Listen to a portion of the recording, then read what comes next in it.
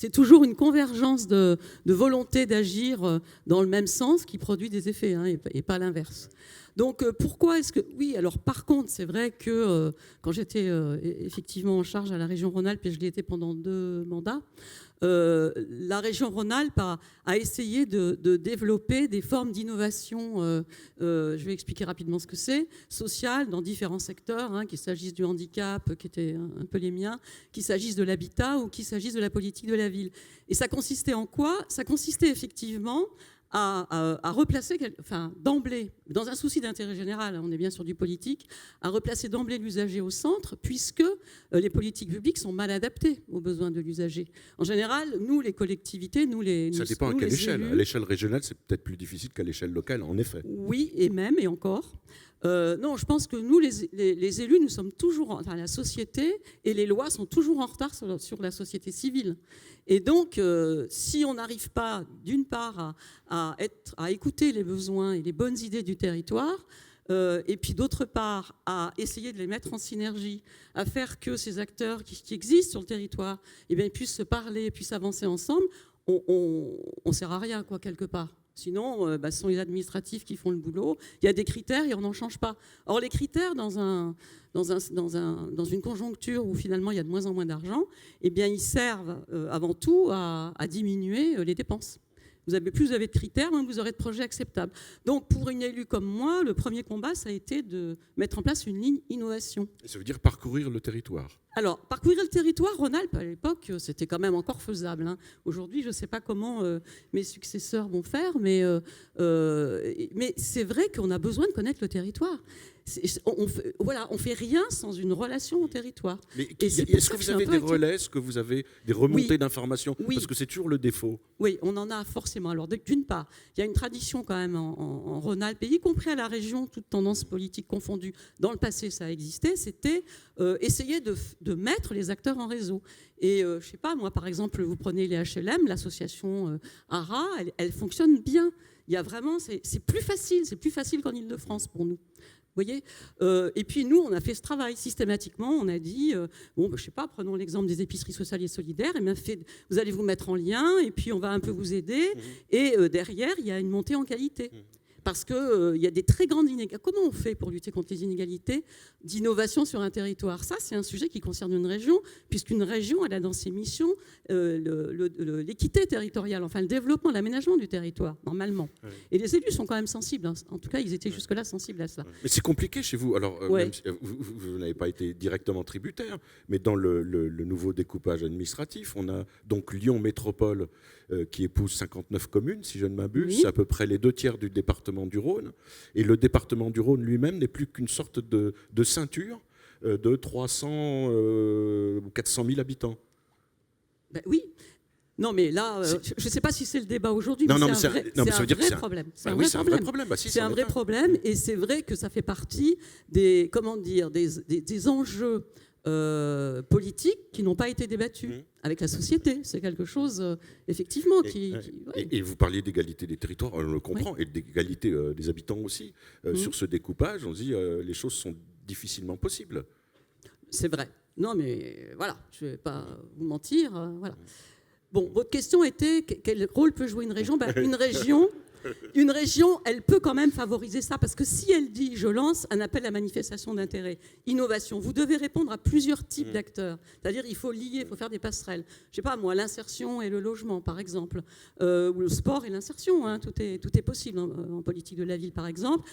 Si elle dit la région aidera dans l'habitat, mais il faut qu'il y ait une forme il y aura une forme d'éco-conditionnalité. Alors, on va la travailler ensemble, on va voir ce qui est faisable, ce qui n'est pas faisable, on va tenir compte de la réalité. Il y aura éventuellement des formations pour ceux qui en ont besoin, mais il y a cette condition, évidemment, qu'elle joue un rôle structurant. Et ça, une région peut le faire, parce qu'elle a cette vision un peu large qui permet de connaître les grands réseaux d'acteurs et qui, si elle... on peut vouloir faire que chacun avance, que les territoires avancent. C'est difficile, hein, c'est des mouvements un peu contradictoires, parce que ce que vous avez décrit, c'est effectivement, en gros, l'accroissement des inégalités territoriales, elle est à l'œuvre. Et on se rend bien compte que c'est très difficile de lutter contre ça. Mais n'empêche qu'on peut arriver, on a les moyens si on veut vraiment, et si les services suivent. Et en région Rhône-Alpes, les services étaient dynamiques et volontaires, et c'était un plaisir. Quand on regarde la carte des régions en France, les actions relevant de l'économie sociale et solidaire, il y a quand même 2 régions, alors avant la nouvelle organisation, mais 2 régions qui ressortaient par la communication, par la mise en réseau, celle que vous avez activée entre autres, c'est donc les chambres régionales d'économie sociale et solidaire, celle de Rhône-Alpes et celle de Bretagne. C'était les plus performantes. Alors, je sais que Thierry Ménissier n'aime pas l'idée d'identité, moi je parle plutôt de culture. Il y a des cultures favorables, des cultures locales qui favorisent cette émergence d'initiatives. Oui. Exemple, la Drôme. Oui. Ah oui, c'est un cas d'école, la Drôme, effectivement. Alors, que s'est-il passé? C'est quoi? Parce qu'il y a un champ d'ouverture, il y a l'accueil de nouvelles populations qui favorise une émulation. Non, je pense que je dirais des choses qui ne sont pas forcément justes, donc je ne vais pas répondre à votre question. Oui, ça a existé, effectivement, en Drôme, en Ardèche, il y a des populations. Souvent, les nouveaux arrivants avaient des idées, avaient une formation. Bon, il y a aussi quand même les universités, les 2 académies de Grenoble et de Lyon étaient quand même effectivement des académies dynamiques. Et puis, il y a eu tout un passé un peu autogestionnaire quand même, issu des années 70, qui faisait qu'il y avait peut-être moins d'inhibition à l'action, on va dire, collective, peut-être. Mais c'est pas simple, hein, l'action collective. C'est vraiment le sujet que nous avons devant nous. C'est comment est-ce que il y a des formes. Comment est-ce qu'on remplace la gratification individuelle dans la compétition aujourd'hui par de la gratification collective des acteurs qui collaborent?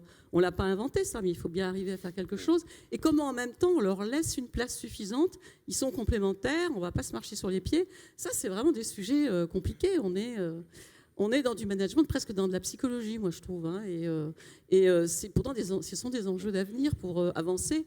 Là, on a l'impression que la politique, enfin, on ne va pas se cacher, la politique, ça ne va pas.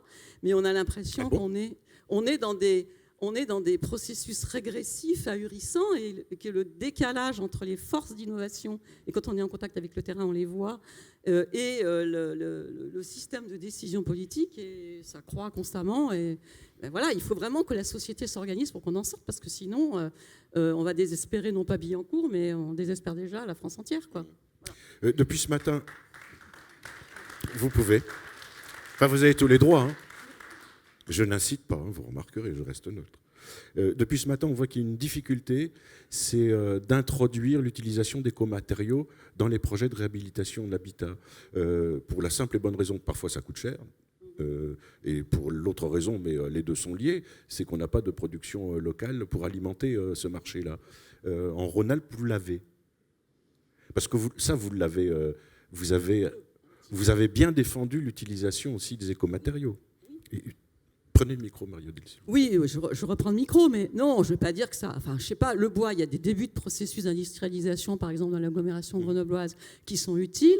Il y a encore beaucoup de freins, mais c'est vrai que les choses avancent. Il y a des îlots, mais je pense qu'on est... Par exemple, moi qui travaille... Alors, pour une région, les formes d'innovation... telles qu'on les mène avec la Fondation de France, avec un grand plaisir, parce qu'on avait la même vision participative. Enfin, c'était très, très intéressant de travailler avec la Fondation de France. Hein. Il y avait, on va dire, des convergences de valeurs. Ça s'est fait facilement.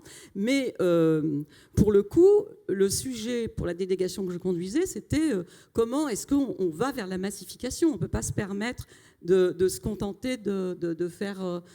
en tout cas, c'était l'objectif. Or, ce sont des paquebots à bouger quand même. Alors, en interne à la région, on ne va pas vous dire que c'est facile, c'est pas vrai. Toutes les institutions ont des freins, la transversalité est très compliquée à mettre en œuvre. Et bon, voilà. Donc, ce que j'évoquais d'une façon générale, ça vaut pour toute institution.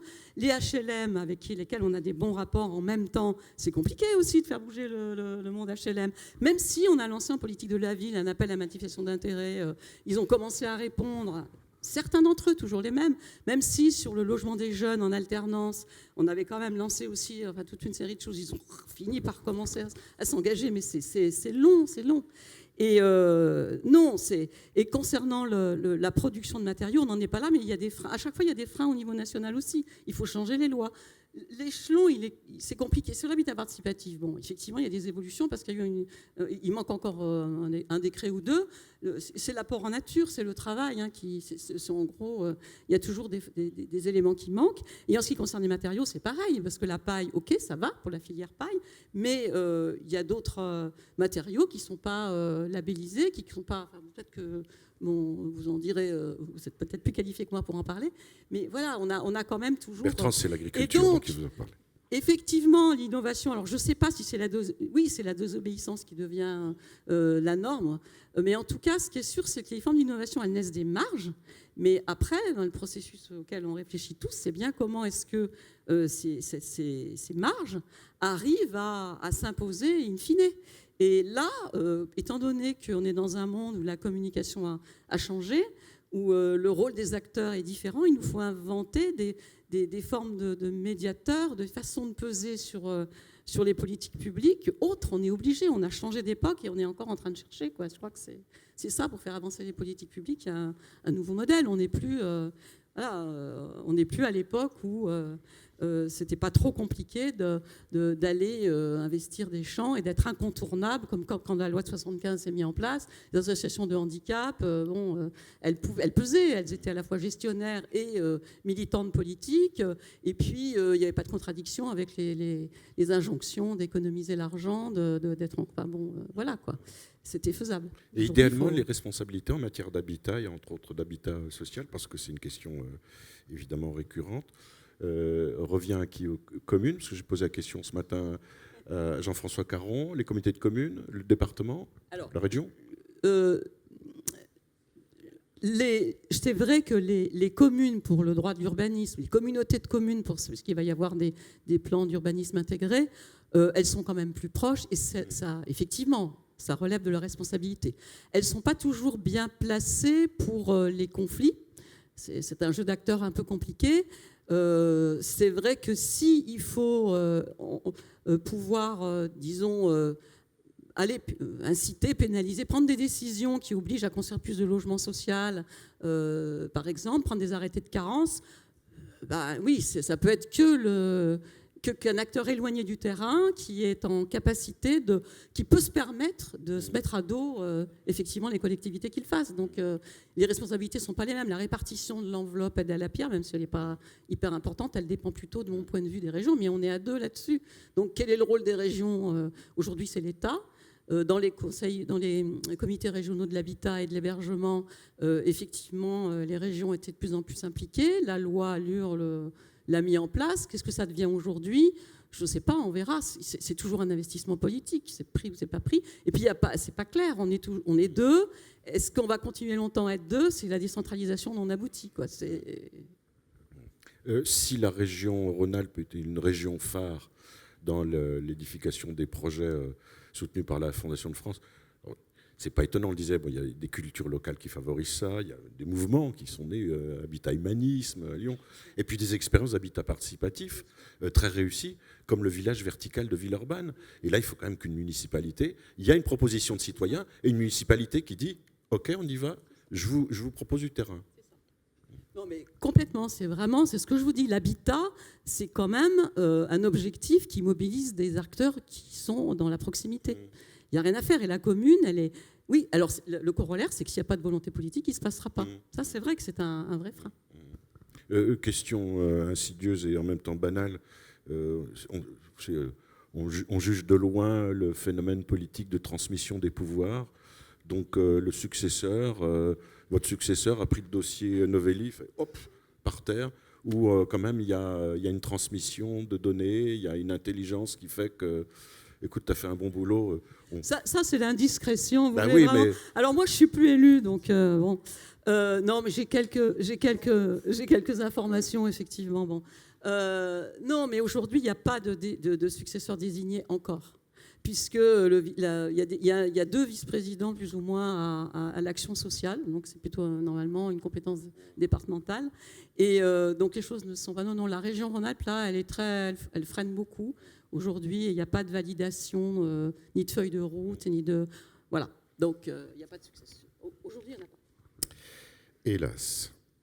À l'échelle départementale, on va en Ardèche avec vous, Alexandre. Pôle énergie. Alors une explication sur Pôle énergie qui est d'abord un espace d'info-énergie.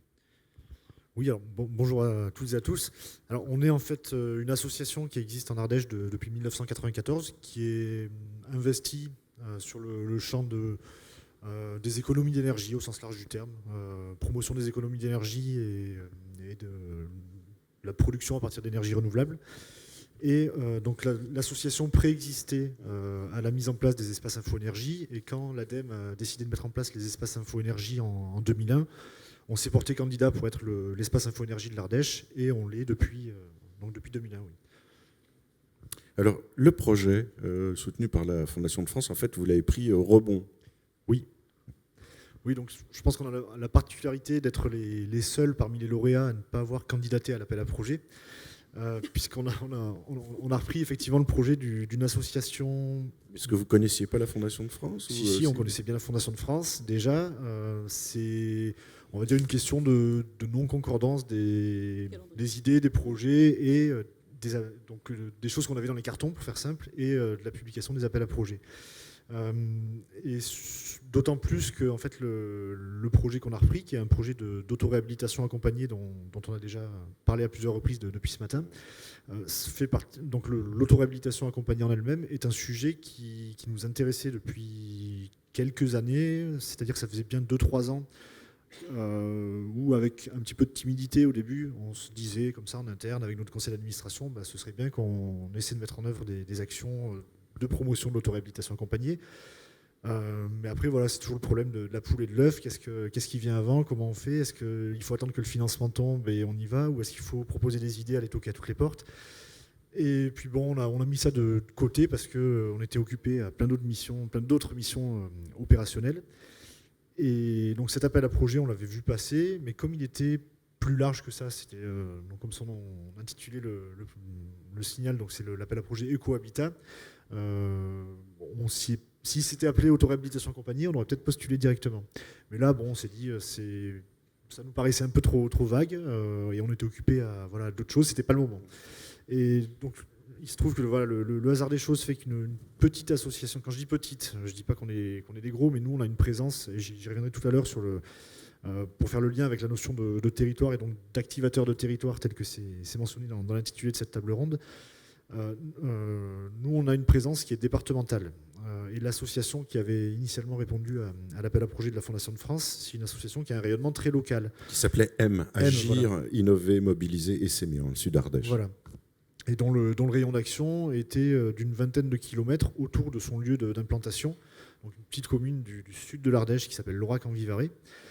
Et eux ont répondu en fait donc sur un projet d'autoréhabilitation accompagnée qui a été retenu et qui s'appuyait essentiellement, enfin même exclusivement, sur le lien qu'ils pouvaient très facilement faire puisque c'est la même structure. Enfin, c'est pas tout à fait la même structure. Donc l'association M a répondu et le président et le directeur de l'association M étaient en même temps le président et le directeur d'un atelier chantier d'insertion, donc d'insertion par l'activité économique, qui s'était positionné sur le marché de l'éco-rénovation, on va dire au sens large. Et en fait, la réponse de l'association à l'appel à projet était basée sur une articulation très forte entre l'animation faite par l'association pour le repérage des ménages, le montage des budgets de travaux, et la réalisation des travaux qui étaient réalisés par le chantier d'insertion, sous la houlette d'un animateur technique. Il se trouve qu'au bout d'1 an et demi de mise en œuvre opérationnelle du projet, l'atelier chantier d'insertion s'est vu refuser sa demande de renouvellement d'agrément, donc il a fermé, et le projet ne tenait plus. Et il se trouve que l'association M, en premier lieu, nous a sollicité pour nous demander éventuellement si on était intéressé pour le reprendre sous sa forme actuelle ou avec quelques petites modifications. Ce qui fait qu'on est donc comme je le précisais tout à l'heure, vu que c'est un sujet qui ne nous était pas étranger et sur lequel on travaillait depuis un petit moment, on a engagé des discussions. Et on s'est positionné pour le reprendre sous une forme un petit peu différente, qui fait que je me retrouve sur cette table ronde aussi aujourd'hui, qui était qu'on voulait lui donner un rayonnement. Vous ne regrettez pas, rassurez-moi. Non, c'est un plaisir, c'est un plaisir. Mais du coup, voilà, on a voulu lui donner un rayon d'action plus large, donc qui correspondait au nôtre, qui est le département dans son intégralité.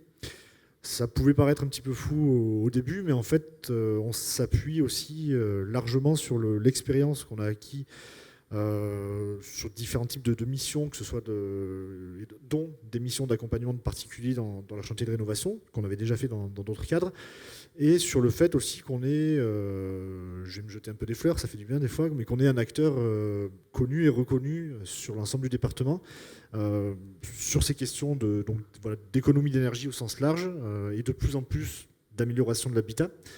Puisque là, on vit une évolution depuis quelques années, où depuis la mise en place du programme Habiter mieux de l'ANA, donc le programme Habiter mieux a permis aussi la mise en place de ce qu'on appelle maintenant des PRIS, donc ce sont les points rénovation info-service. On est aussi devenu le PRIS de l'Ardèche. Depuis, il y a des gens de la DDT qui pourront me corriger peut-être, mais il me semble que ça fait 3 ans, quelque chose comme ça. Bon, ouais, c'est bon, tu valides.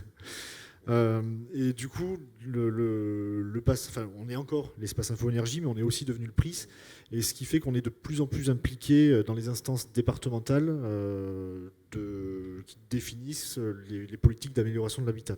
Donc dans les comités de pilotage, les commissions locales d'amélioration de l'habitat.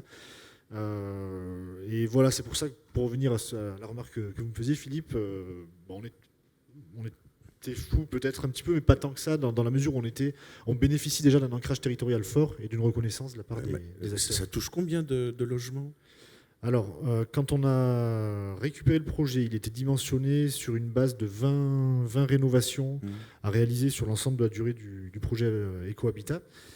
Et nous, on en est aujourd'hui à 25 chantiers accompagnés ou encore en cours, mais voilà, pour lesquels il ne manque pas grand-chose pour que ça passe à l'action.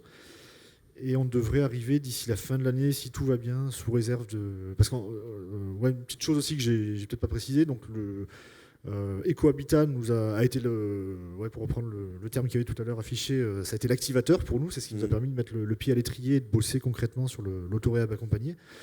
Mais on a aussi la région qui soutenait à l'époque fortement le dispositif.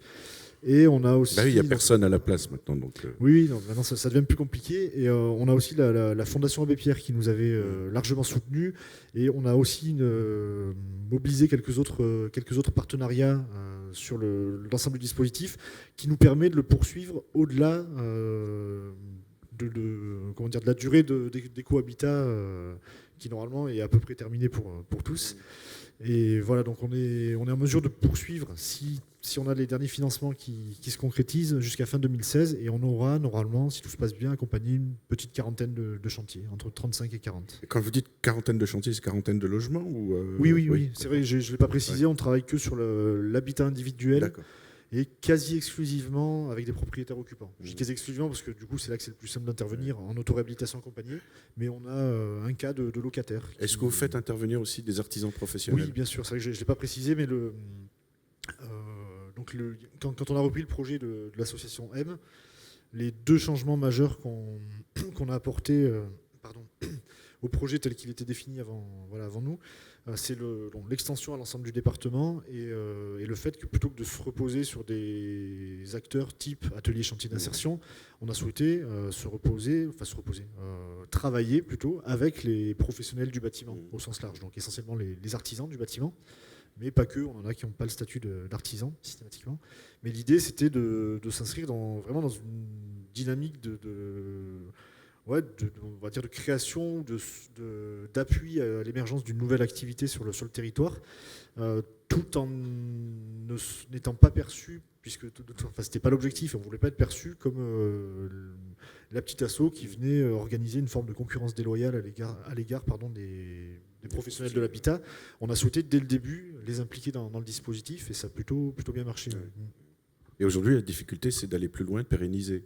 Voilà, c'est de pérenniser, donc c'est avant tout de construire de consolider le modèle économique, Parce que oui, ce que j'ai aussi pas oublié de préciser, mais c'est tellement évident pour nous, c'est qu'on s'adresse prioritairement, pas encore exclusivement, mais presque à des personnes en situation de précarité énergétique, ou en tout cas des personnes qui sont éligibles aux aides de l'ANA, au programme Habiter mieux de l'ANA, donc avec des ressources plutôt limitées. Et si on veut pérenniser ce modèle, il est difficilement concevable d'envisager de faire reposer sur ces mêmes ménages, familles, le coût de l'accompagnement. Donc voilà, on travaille différentes options, enfin différentes hypothèses pour la pérennisation, avec un objectif d'ancrage territorial encore plus fort, donc d'appui sur les collectivités locales et aussi institutionnelles, les services de l'État, pour vraiment contribuer à proposer une offre pérenne d'autoréhabilitation accompagnée en Ardèche. Alors, un grand voyage sur la carte de France. Rhône-Alpes, et puis après on reste en Rhône-Alpes, mais on passe de l'Ardèche au massif des Bauges, en Savoie, avec Oxalis, Samuel Capelli, qui est animateur Éco-Habitat, Oxalis, association née en 1992, donc dans ce fameux massif des Bauges. C'est un écocentre, Oxalis, qui propose la formation, la sensibilisation du conseil de l'accompagnement. Et donc, je disais, la coopérative d'activité Oxalis, qui fait partie des 70 coopératives d'activité d'emploi du réseau Coopérer pour entreprendre, est une émanation de votre écocentre. C'est une manière de dire aussi que dans toutes les formules nouvelles, les dispositifs qui existent aujourd'hui, on a eu la SIC Arban, on a la SAPO, ça c'est une plus vieille formule, avec Ambiance Bois. Il y a aussi donc ces coopératives d'activité d'emploi qui, au lieu d'être auto-entrepreneurs et d'être submergés de démarches administratives et débordés, confie tout l'administratif à la coopérative, et l'entrepreneur, qui devient entrepreneur salarié, peut profiter de cette liberté pour faire son travail, sa production, trouver sa clientèle et fabriquer son marché. Enfin voilà, fin de citation. C'est un peu long. Le projet sur lequel vous avez travaillé, Samuel ? Oui, bonjour à tous et à toutes. Donc nous, on a travaillé en Savoie en partenariat avec l'association Acte Habitat, qui est le pacte de la Haute-Savoie. Donc nous, petite association locale sur un territoire à l'échelle d'un massif qui est à peu près l'échelle d'un parc naturel régional, celui du massif des Bauges. Donc le projet qu'on a monté en partenariat avec Acte Habitat, donc nous, association Oxalis, nous étions à la base un réseau d'artisans, d'autoconstructeurs, de gens passionnés de tout ce qui est éco-construction. On a une activité depuis une dizaine d'années qui est plutôt tournée sur de la formation. Donc on est beaucoup dans des logiques d'éducation populaire, d'autonomisation des personnes. Le but, c'est de former des gens et de les aider à faire leur chantier, à faire leur jardin. Voilà, c'est un peu ouvert à tout. Et puis d'un autre côté, Acte Habitat qui était plus tourné sur le logement social, et on s'est dit il y a un appel à projet, c'était l'occasion de réunir des complémentarités. Pour Acte Habitat, peut-être de s'ouvrir à des solutions techniques qui maîtrisent moins sur tout ce qui est éco-construction, et puis nous, association Oxalis, de nous tourner vers un public qui venait pas forcément de son plein gré ou de son fait vers nous. Donc trouver un peu plus de sens et de justification à nos actions et à l'investissement bénévole, voilà. Donc sur les 4 ans qui nous ont été donnés pour mener à bien ce projet, parce que ça s'est plutôt bien déroulé, je crois, sur les réalisations. Donc on a accompagné une vingtaine de familles sur des rénovations qu'on a voulu assez importantes, assez lourdes, et je pense que c'était le côté un peu innovant de notre action, c'est qu'on a travaillé en partenariat avec des artisans sur des budgets de chantier qui étaient en gros de l'ordre de 15, 20, 25 000 euros, où on a fait une isolation par l'extérieur d'une maison, changer les systèmes de chauffage, refait des salles de bain, voilà, traiter des problèmes d'isolation, d'insalubrité, et puis beaucoup aussi d'inconfort des bâtiments, parce qu'en fait, aujourd'hui, on parle beaucoup des classes énergie, et puis on a des logiciels qui nous donnent des tas de données sur les logements et l'état des logements. Mais on se rend compte qu'aujourd'hui, nous, par exemple, la plupart des maisons qu'on a, dans lesquelles on est intervenu, les gens, c'est pas qu'ils avaient des factures de chauffage énormes, c'est qu'ils ne se chauffaient pas, en fait. Et puis, ils s'étaient habitués à cet inconfort, et puis ils vivaient avec 10 degrés. Et puis, après les travaux, en fait, ils ont amélioré leur confort, mais au final, la facture, elle va peut-être pas changer tant que ça. Mais pourtant, on pourra mesurer quand même ce gain en confort qui a été apporté. Enfin, j'espère. Donc c'est une réussite pour vous? Oui, complètement. Oui, je crois.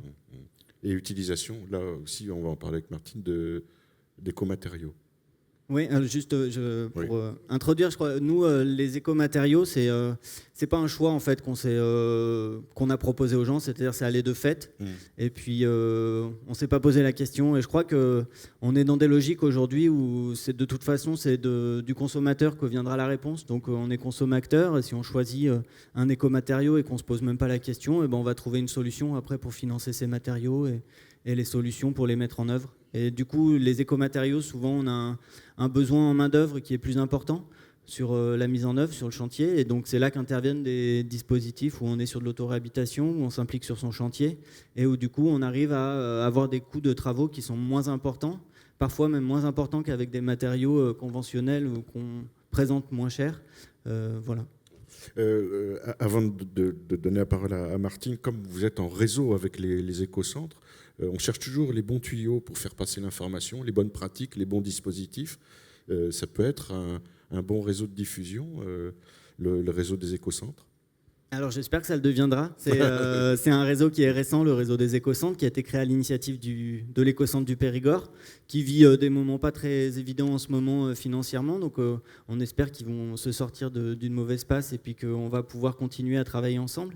Et je crois que l'idée de Claude Micmaker, qui était à l'initiative de l'écocentre du Périgord et qui a un peu initié ce réseau, c'était qu'à terme, on arrive à avoir une structure par département qui puisse être un point d'accueil, un lieu de ressources, d'accompagnement pour les personnes qui puissent trouver des infos sur comment je vais faire pour rénover ma maison, par quoi je commence, où est-ce que je peux trouver les bons matériaux, quels artisans vont pouvoir m'aider, est-ce que je peux apprendre moi-même à faire un maximum de choses. Et puis faire, et puis après à utiliser son logement aussi, etc. Pourquoi l'écocentre du Périgord va mal? Parce que c'est une structure autofinancée comme la vôtre, non? C'est plus lié à un projet de développement lié à des bâtiments, à des locaux. Ils ont fait des choix d'aller sur des projets aussi de formation longue avec des investissements et une infrastructure qui est... C'est pas le choix que nous on a fait en tant qu'association. On est resté beaucoup plus petit. Du coup, on a nos contraintes et on a peut-être une plus grande souplesse, mais une ambition aussi moins forte par rapport à certains besoins. Vous êtes autofinancé, plus grande souplesse, mais plus grande fragilité en même temps. Oui et non, je crois que ça nous apporte plutôt de la force. Oui. Donc vous avez débauché Martine Boulet. C'est pas exactement ça. Mais non, moi je fais partie de Oxalis depuis la création, depuis le changement.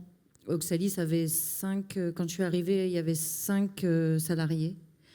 Et quand je me suis retrouvée présidente d'Oxalis, à l'époque, on est passé de 5 à 1,5 en 1 an et quelques. Donc j'ai eu ce privilège. Et les subventions étant ce qu'elles étaient, la vie associative devenant ce qu'elles étaient.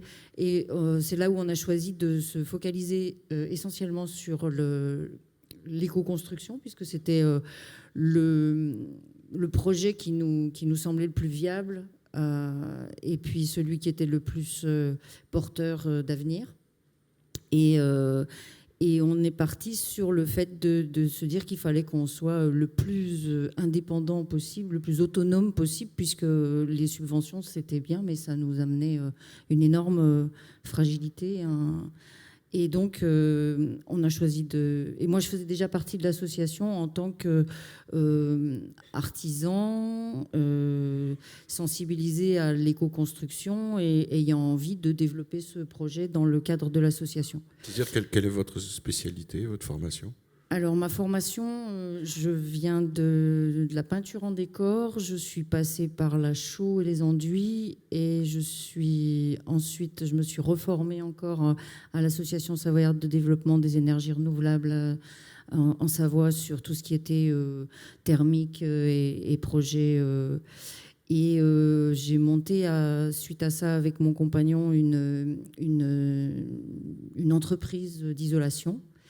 Et donc, depuis 2009, on travaillait là-dessus, beaucoup d'isolation en écomatériaux essentiellement, sachant que pas uniquement, parce que parfois, quand les projets passaient pas financièrement, on les faisait autrement, hein. Les contraintes économiques étant ce qu'elles sont. Et puis, essentiellement d'isolation thermique par l'extérieur, avec toute la difficulté de démarrer une entreprise dans le cadre actuel sur quelque chose qui était très peu courant à l'époque en France, sur lequel il a fallu qu'on se forme par nous-mêmes, puisqu'il n'y avait aucune formation existante. Et donc, on s'est formé sur le tas, en allant aussi un peu à l'étranger. Et puis les difficultés étant ce qu'elles sont et l'envie étant ce qu'elle est, moi j'ai toujours eu cette sensibilité de travailler pas seulement avec les gens qui avaient les moyens de se payer une éco-isolation, puisque c'est quelque chose qui, fait par des artisans à 100%, coûte quand même assez cher, parce que ça prend beaucoup de temps, parce qu'il faut ça demande une précision, je dirais, au niveau de la mise en œuvre. On ne peut pas se permettre tellement de faire de l'à peu près, si on ne veut pas avoir de problème ensuite. Et je trouvais que les personnes qui en avaient le plus besoin, sans doute, d'une bonne isolation, c'était ceux qui avaient le moins d'argent. Donc, j'ai eu envie de travailler là-dessus. J'étais dans Oxalis, j'avais de moins en moins envie de travailler en tant qu'artisan, comment dirais-je, dans le cadre normal. Et quand l'appel à projet est arrivé, je me suis dit que c'était intéressant d'aller y travailler dessus. Et donc, j'ai choisi de quitter l'artisanat pur et dur pour aller faire de l'accompagnement. Donc vous avez guidé les habitants dans la rénovation oui, de leur logement. Je les ai guidés et j'ai fait avec eux. Ouais. Et pour moi, j'ai trouvé que c'était que c'était très très intéressant. Ça nous obligeait à être dans une autre posture, complètement beaucoup plus à l'écoute de leurs besoins, de leurs capacités, de leurs envies. Et puis, je trouve que c'est un pari très, très intéressant comment dirais-je, d'améliorer, de modifier les systèmes constructifs pour qu'ils puissent être utilisables et restituables aux personnes et qu'ils aient le moins possible besoin de nous, en fait. Donc, l'idée de ce qu'on a mis en œuvre beaucoup dans les réalisations qu'on a fait, c'était d'arriver à modéliser non pas un système, mais des systèmes qui permettaient de lâcher la bride et de revenir à tous les moments clés pour éviter qu'il y ait des problèmes et de permettre d'arriver à des résultats avec une efficacité qu'on n'aurait peut-être pas osé envisager au départ sinon. Et c'est ça qui est intéressant, c'est d'avoir eu aussi, ça nous a permis d'avoir des projets ambitieux. Et je trouvais que c'était vraiment important qu'on ne fasse pas des emplâtres sur les jambes de bois et que, tant qu'à faire des travaux, on fasse vraiment des travaux qui, sachant que ce qu'on dit dans le bâtiment, c'est que si on fait une petite isolation, on ne reviendra jamais, on tue le gisement. Hein. Donc il faut faire bien tout de suite ou bien pas faire. Mais comme on veut faire, on fait bien. Et on peut faire bien peut-être avec l'appui de producteurs. Je me tourne vers Monsieur Agriculture, Bertrand Hervieux. Vous savez que l'agriculture, c'est pas vous que je vais apprendre ça, va très bien en ce moment, que c'est une euphorie, que contrairement à ce que disent certains qui sont mal informés, les circuits courts ne sont pas des petites fermes pour des bobos qui viennent chercher leur salade et toucher le béret, parce que j'ai entendu ça encore récemment.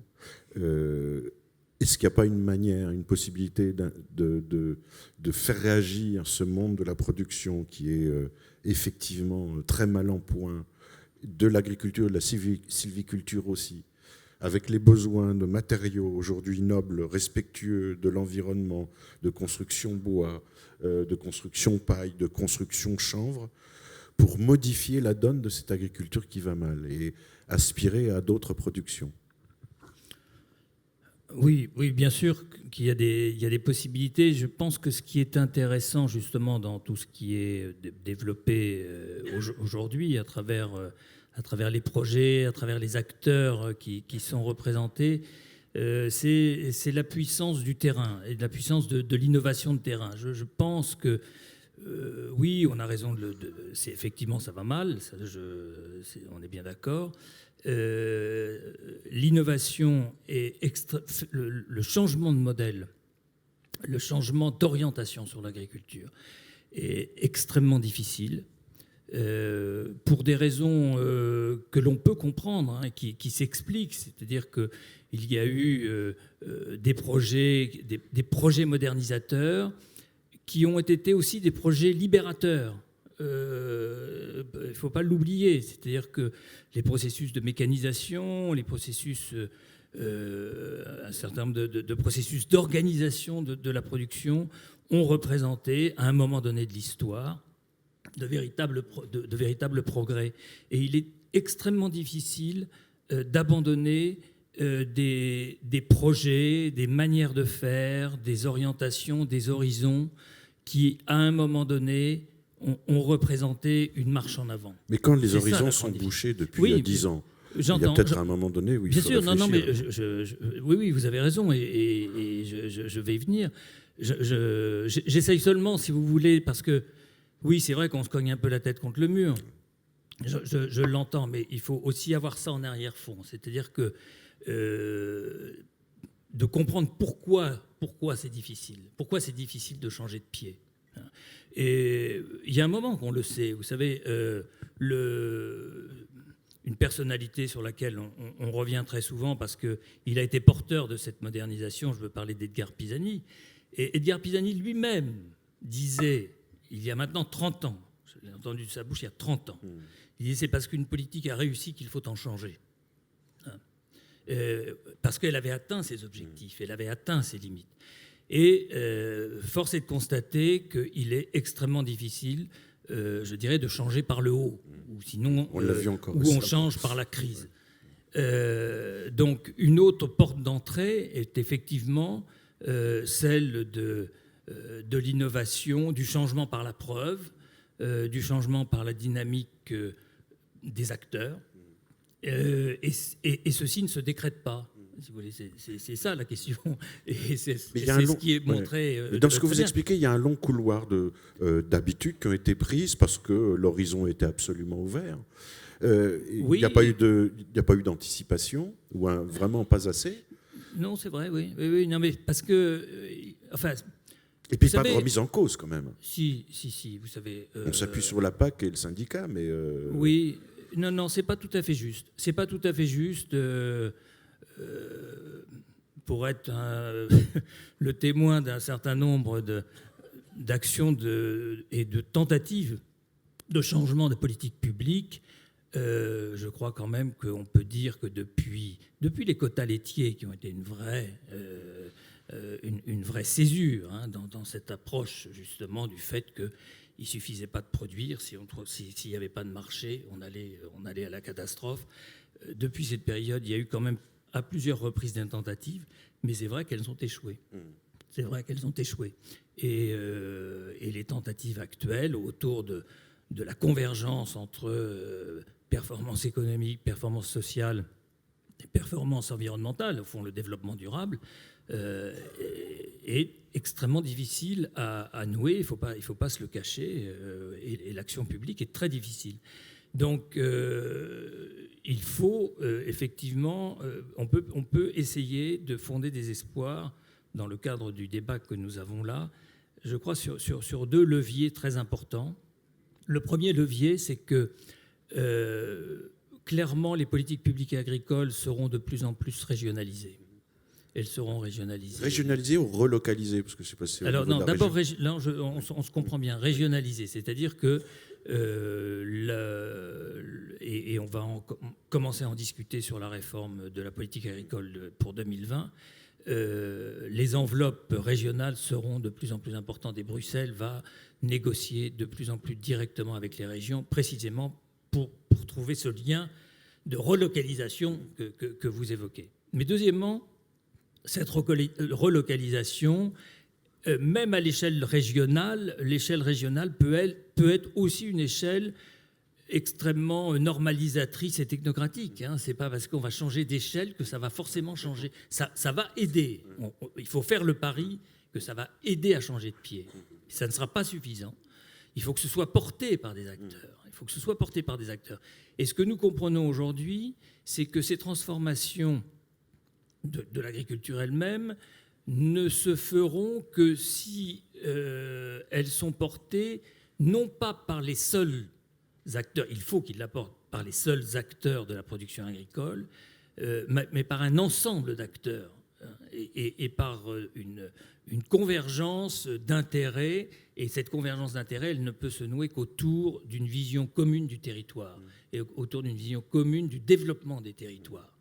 Et dans cette vision commune du développement des territoires, la vision de l'habitat, de l'ancrage territorial, de l'appartenance territoriale est très essentielle et contribue, comme l'alimentation. Vous avez raison d'insister sur l'habitat, parce qu'il n'y a pas que l'alimentation. Il y a aussi l'habitat, il y a aussi le cadre de vie, il y a aussi le paysage, il y a l'ensemble de toutes ces composantes que l'on peut décliner.